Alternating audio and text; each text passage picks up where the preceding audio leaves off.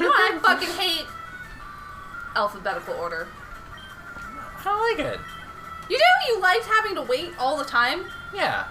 We're just learning a lot about my patience versus yours. It gives you time to prepare. No. Say you're, like, getting a test back, and they start with, like, fucking Anderson or whatever, and, like, go down the goddamn line in alphabetical order, and you're just, like, a nervous wreck. You're a nervous fucking wreck, because, like, what if you didn't get the highest test score?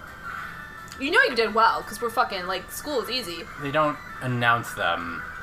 They don't announce test results. No, but they, like, when they pass out tests, be like, Anderson, Bolivia, Cambodia, Daniels, I don't know last names. And then blah, blah, blah, blah, blah, and then they finally be like, Vang, Estonia. Vang, Walsh. Only real Minnesota kids would get that. Like, very specifically Minnesotan kids from St. Paul or Brooklyn Park. There's a very high Hmong population in our high school, so the Hmong people's last names are based on, like, tribes or something, so there's only 7 of them. Yep. So it's like Vang, Yang, Zhang. So we would always be behind, like, a bunch of people whose last name is Vang. Yeah. That was the joke there, you guys. Both of us were, like, the only white people in our homerooms, which were done by last name. Mm-hmm. Which was pretty cool, because every Christmas they would bring, like, some kind of, I don't know what they were called, but they were, like, Hmong egg rolls, and they were really good. The homeroom meeting before Christmas break, and I'll never forget them. They were so delicious, and I can't remember who brought them, but they were cool. Yeah! Yeah. Anyway, alphabetical order sucks, and it should be abolished. Yeah. It should be in order of prettiest, so I would be first all the time. Uh-huh. That's a great idea for high school. Hunger Games!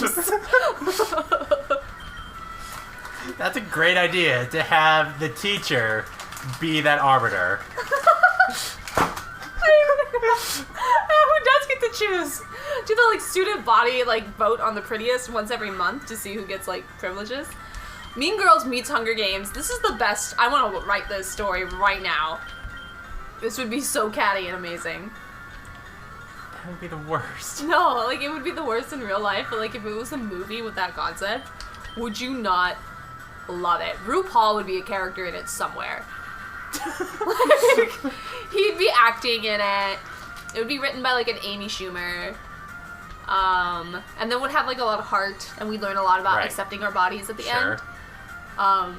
Would we? We wouldn't. It would star the cast of Faking It, because it was the only teen stars I know at this point. maybe an Ariana Grande trying to act like she does. She's not a good actress. We love her. Stop trying to act. Cannot wait. Like Ariana Grande, Bella Thorne. Who's Bella Thorne? She's a teen actress. She's on, like, Scream. Teen. Oh, good. Yeah, also the cast of Faking It. Welcome to the movies, Katie Stevens. Amy Schumer wrote your script. As dictated by From Liana. 7th place on American Idol to the big screen. I looked up the American Juniors kids one day, because we were really into American Idol, like, when it first came out, because it was on Tuesday. Because we were Americans. Because we were Americans, and, like, very specifically, our dad raised us with a sense of, like, appreciate big vocals. Right. That's why we like an ad-lib here at House Walsh, versus, like, a real plain note. We like some vibrato, because Dad, like, raised us with that. Like, he raised us with Aretha Franklin and, like, all the queens. Right. So we would go to Dad's house every Tuesday and, like, sleep over every Friday. So on Tuesday, American Idol would play. And we were really, really into it until I started kind of, like, because I was a little bit older than you and Carolyn, so it was more apparent to me the bullshit. Like, that was reality TV. It took about 3 years for me to be like, I can't sit through another fake sad story with crying. I can't do it. Yeah. And also I discovered Buffy, which was on at the same time, so I would go to the bedroom and, like, watch Buffy while you guys watched American Idol. I don't remember why I told that story. I've been talking a lot about Buffy today. Yeah, it's Buffy. Recap an episode. Go. What episode? Just an episode. What's the first episode that comes to mind? Go. You are... Season 3, episode 13.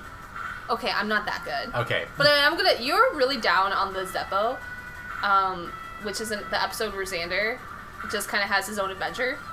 Right. And you don't like it. And that blows my mind. Because it's, like, one of my favorites. I haven't watched it for a while. Like, I haven't, like, run through the series. I think I think I appreciate like what it does now. Yeah, because so much modern like sci-fi. I've gone on this rant so many fucking times before, and considering we only have 11 people that watch this show, right. And they all know me, they've heard it before. But I really think, a mix of like grimdark, like that becoming popular, right, and the fact that special effects are a little bit cheaper and easier to achieve and make them look nice has right. like fucking ruined sci-fi and fantasy TV shows. Because my thing with sci-fi, like genre fiction, is it is silly. Like, it's silly. If you're gonna watch a genre show, it's right. fucking yeah. silly. Game of Thrones is so fucking silly. Like, everyone is just like dying and bleeding all the time, and like Cersei's drinking wine, and just like it's so funny and silly. And when you don't, why are you staring at me? Oh, I was gonna heal Tay-Tay.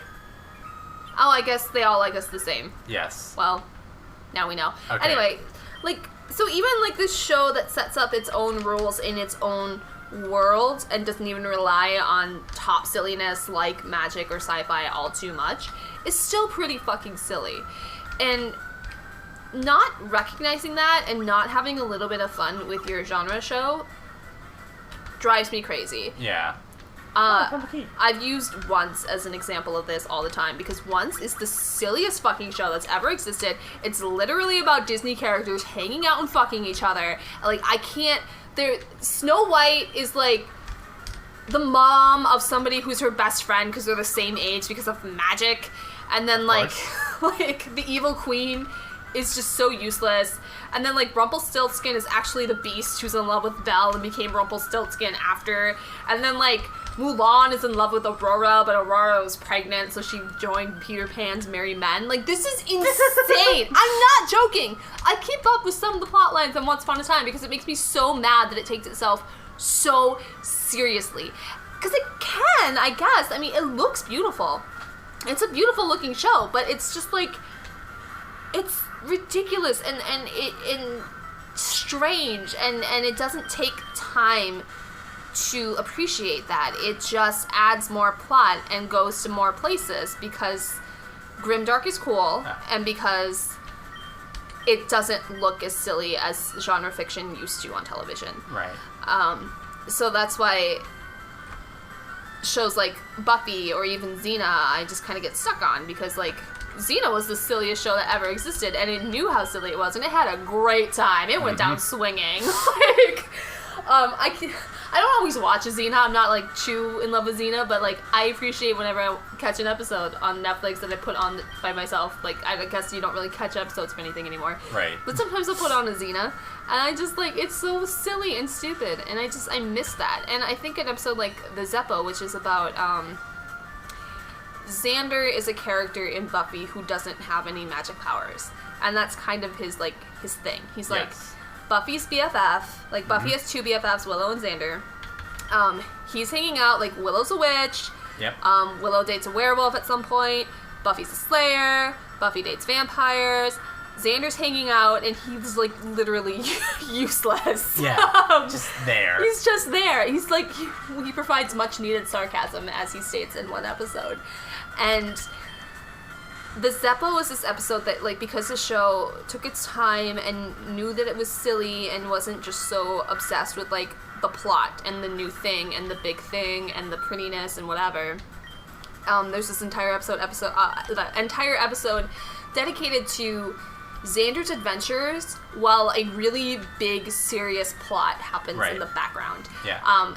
And you just kind of get hints of it. It's not like something that's set up. It's just like within the episode, Giles, who is like their dad, Giles is like, oh no, the apocalypse is going to happen tonight unless we stop it. And they kind of get down and they're like, how are we going to stop the apocalypse? Well, you're going to do this, you're going to do this, you're going to do this. Xander, why don't you go get us donuts? Like, Xander goes up, and then he kind of gets, like, wrapped up in this adventure and, like, does his own thing. And, it has the most realistic, like, losing your virginity scene in all of television, which is when Faith, who is a character who's also a vampire slayer, who's kind of a dark version of Buffy in some ways. So she's just really sexual and like really aggressive about everything. She's constantly talking about how slaying makes her horny. So she's out slaying and she sees Xander and she's like, hey. Yeah. And she like they go and like Xander, even though he knows how much it would hurt like some of his friends and how like it's a bad idea, is a fucking like teenage boy. Yeah. And this super hot chick is coming on to him. So he goes into, you know, they kiss and it's romantic and you get this close up and like they go into Faith's motel that she lives at. And then they smash cut to Faith kicking Xander out the door. It's pretty fucking great. You told me to talk about Buffy. I did, yeah. Very. 10 minutes of Buffy and like ranting about modern genre That was like an fiction. entire battle. It was. We don't need the book. Just tell me to tell more people about Buffy. Yeah. So, you casually refer to Once Upon a Time as Once, and in my head, I was like, why is she complaining about the extremely sad musical about what it's like to be a musician? I haven't seen it yet, even if it's like up my alley. It's like modern day Rent. Right. Just people whining about art. Except much quieter. Much quieter. Quiet Rent. Rent is so silly. Oh, that's why I was super into the sci-fi show Killjoys, because it was just like people hanging out in a spaceship quietly. Just like doing a thing, and like I could see that from the pilot, and I was super pumped about it. Is this where? But I can't watch any more episodes. I can just watch the pilot over and over again because I'm not bougie enough to pay for cable. Rest in peace. Also, if anybody's watching a genre TV show, because there's so many of them now, I can't keep up. That doesn't take itself seriously. Fucking let me know. Yeah. Because I had to jump off of Agents of Shield because Agents of Shield. Nope! It's not what I meant! Agents of S.H.I.E.L.D. Hey, Ming. Hey, What's up, Ding Ying? The main character is biracial, and they actually wrote that into the show, which is really cool. Neat. Yeah, because Charisma Carpenter, who played Cordelia, also biracial. Okay. Did you know that before? No. Nope. Whitewashed. Agents of S.H.I.E.L.D. is another show that's very much like, what's the next plot thing? What are we doing? That doesn't like take time to breathe and really explore its characters. There would never be the Zeppo on Agents of S.H.I.E.L.D. I know. No. I don't know of it, but I haven't seen it, but yeah, I can't imagine that No. there's room for a Zeppo in the Marvel Comics universe. Nope, none at all. And especially because it's Marissa and Jed Whedon running it. Like, Joss Whedon's name is on it, and I'm sure he like shows up in the writer's room and is like, "Wah!" and like leaves. But it's mostly Hello, Joss Whedon. Farewell. Oh, little brother, you're doing okay? But it's mostly Jed Whedon and Marissa, and they're just not as character based as Joss is. They're very plot based, and like just whatever. Yeah. Like, there are characters in S.H.I.E.L.D., and they're like there. I mean, Buffy and Spike have made a return in two characters. I forget what their names are, but they're very much Buffy and Spike, like right down to one being British. You had me really excited there for a second, like they just randomly showed up in the episode. Like, I'm like, I thought I would have heard about that. That would be so cool. No, you can't get Sarah Michelle Gellar to do... This is so much Buffy talk. That I meant for it to be like a little bit. Episode 25. Buffy the Vampire Welcome back Slayer. again on my level. What are you doing? That's a grimer. It is a grimer. Like, are we supposed to talk about this? I mean, Like, there's not... way to go, Bruno. This has been Bruno's redemption. Ever since we had that little sesh. That little chatty chat. Chatty chat. Yeah, you're still in this, like, stupid Yeah. hideout. Oh, why is there a bed? We're gonna take a nap. But, no, there's... Sleep in the Jigglypuffs. There's two beds and a woman in between them for no reason. They couldn't even design like another bedroom. Great. She tells you to not give up. Is she like a good person? Like, Yeah. she just brings beds in for like in case Like, somebody I guess broke into maybe the, if you have like a long meeting, or like if there's a long wait time for a meeting with like Jeffrey the Self. nap room. Yeah. We do have a sleeping Yeah, bag. I think Rival Fight is coming up soon. Oh my god, Pie. I think Rival Fight is coming up now. There he is. Yeah, there's a sleeping bag in the office. Cherry! Rhubarb. Apple. You been thinking about this? French silk.